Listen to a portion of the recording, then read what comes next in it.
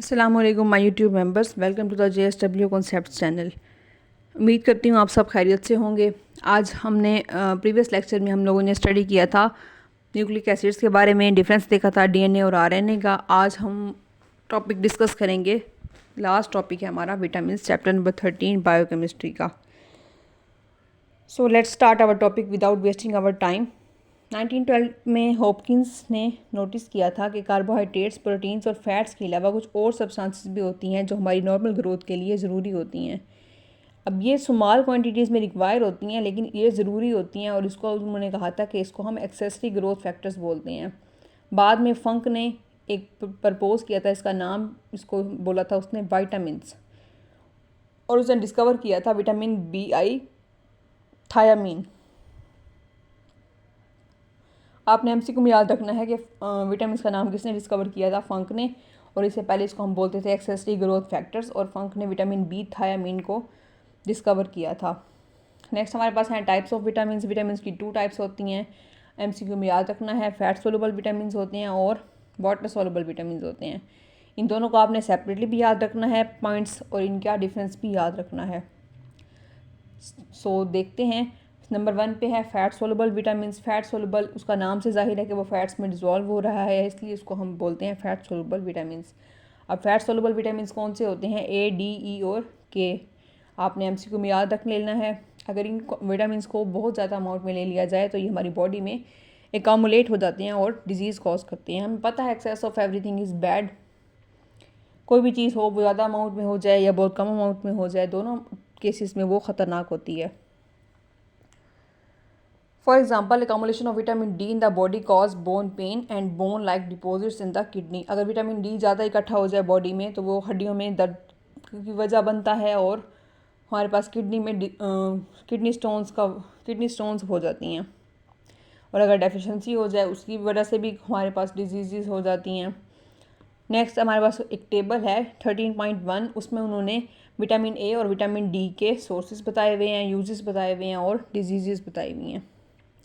Vitamin A के बारे में बात करते हैं। विटामिन A जो है उसके सोर्सेज वो dairy products, eggs, oils, fats, fish में होता है। इसको हम ऑब्टेन करते हैं from the beta carotene found in the green vegetable carrot और लीवर। ठीक है, इसके यूजेस क्या हैं कि ये maintain the health of the epithelium and acts on the retinas dark adaptation mechanism. हमारी आँख में रेटिना होता है, उसके मैकेनिज्म के लिए ज़रूरी होता है, राइट मैकेनिज्म के लिए, और ये एपिथेलियम की हेल्थ के लिए ज़रूरी होता है प्लांट्स में। अगर ये कम ज़्यादा हो जाए तो इसकी डिजीज़ जो हैं वो नाइट ब्लाइंडनेस होता है और आई इन्फ्लेमेशन होता है। नेक्स्ट हमारे पास है विटामिन D। इसके सोर्सेज हैं fish liver, dairy products, oils and fats. Vitamin D जो है वो स्किन में सनलाइट के एक्सपोजर से बनता है। इसके यूजेस क्या हैं कि ये has a role in the absorption of calcium. Calcium को अब्जॉर्ब कराने में हमारी हेल्प करता है, जो कि एसेंशियल होता है हमारी बोन्स की हेल्थ के लिए। और अगर ये कम ज़्यादा हो जाए तो इससे जो बीमारी होती है उसको हम बोलते हैं रिकेट्स। ओके, नेक्स्ट हमारे पास है water soluble vitamin. Water soluble vitamin नाम से जाहिर है कि ये वाटर में डिज़ोल्व हो जाते हैं। विटामिन B कॉम्प्लेक्स और विटामिन C, ये हमारे पास वाटर सोलुबल विटामिन हैं। विटामिन B कॉम्प्लेक्स में 10 विटामिन होते हैं, और विटामिन C को हम एस्कॉर्बिक एसिड भी बोलते हैं। ये आपने MCQ में याद रखना है। वाटर सोलुबल विटामिन जो हैं वो रैपिडली एक्सक्रीट हो जाते हैं फ्रॉम द बॉडी, इसलिए टॉक्सिक नहीं होते कि अगर हम इनको ज़्यादा अमाउंट में भी ले लें, लेकिन इनकी डेफिशिएंसी जो है, इनकी कमी, वो डिजीज़ कॉज करती है। नेक्स्ट पे इंपॉर्टेंस ऑफ विटामिन है। 3 पॉइंट्स हैं, आपने शॉर्ट क्वेश्चन में याद रख लेने हैं कि हर विटामिन जो है वो इसका अपना एक रोल है हमारी बॉडी की हेल्दी डेवलपमेंट में। नंबर 2 पे वो कह रहे हैं कि नेचुरल विटामिन जो हैं वो ऑर्गेनिक फूड सब्सटेंसेस होती हैं जो कि प्लांट्स और एनिमल्स में होती हैं। हमारी बॉडी जो है वो विटामिन को सिंथेसाइज नहीं कर सकती, इसलिए हम उसको अपनी डाइट में लेते हैं या फिर सप्लीमेंट्स के थ्रू लेते हैं, क्योंकि ये हमारी नॉर्मल ग्रोथ के लिए बहुत ज़रूरी होते हैं। नंबर 3 पे है vitamin can not be assimilated without ingesting food, कि ये हमारी विटामिन जो हैं वो फूड में इंजेस्ट किए बगैर नहीं लिए जा सकते, इसलिए इसको हम खाने के साथ लेते हैं। ये हेल्प करते हैं बॉडी के मेटाबॉलिज्म को रेगुलेट करने में। नेक्स्ट हमारे पास है टेस्ट योरसेल्फ 13.4। हमने ये सारी बातें अभी डिस्कस की थी, फिर भी एक बार गो थ्रू करा देती हूँ। क्वेश्चन नंबर 1 है what are the disadvantages of fat soluble vitamins. Fat soluble vitamins के डिसएडवांटेज हमने भी पढ़े हैं। नंबर 2 पे है advantages of water soluble vitamins, ये भी हमने पढ़ा है। नंबर 3 पे है give example of fat soluble vitamins. Number 4 what are the components of nucleotide. Number 5 पे फंक्शन ऑफ डीएनए। नंबर 6 पे why is RNA called a messenger. Messenger क्या क्यों कहते हैं इसको? हम पैगाम लाने वाला, के डीएनए से पैगाम लेकर आगे अपना फंक्शन कर रहा होता है। नेक्स्ट साइंस सोसाइटी और टेक्नोलॉजी है, इसमें उन्होंने कमर्शियल यूजेस बताए हैं एंजाइम्स के। इनको आप एक बार सिर्फ गो थ्रू कर लीजिएगा।